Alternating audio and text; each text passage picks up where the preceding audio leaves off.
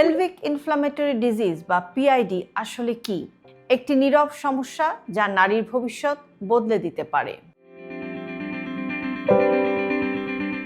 অনেক নারী বলেন যে তলপেটে প্রায় ব্যথা করে, সাদা স্রাব বেড়ে গেছে, দাম্পত্য মিলনের পর অস্বস্তি হয়, কিন্তু ভাবেন যে এটা খুব সাধারণ সমস্যা, গ্যাস্ট্রিক অথবা স্বাভাবিক মেয়েলি বিষয়।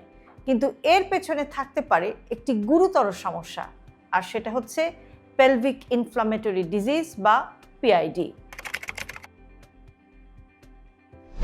পিআইডি মানে কি? পিআইডি মানে নারীর প্রজনন অঙ্গগুলোতে সংক্রমণ।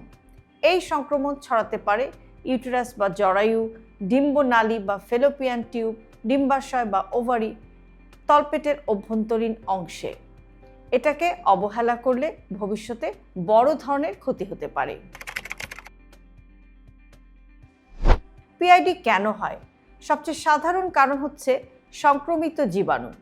এই জীবাণুগুলো অনেক সময় নারীর স্বাভাবিক অভ্যন্তরীণ পথ দিয়ে ধীরে ধীরে উপরের দিকে ওঠে, ইউটেরাস বা জরায়ু এবং ডিম্বনালী বা ফেলোপিয়ান টিউবের মধ্যে সংক্রমণ তৈরি করে, এবং এটা অনেক সময় দাম্পত্য সম্পর্কের মাধ্যমেও কিন্তু ছড়াতে পারে।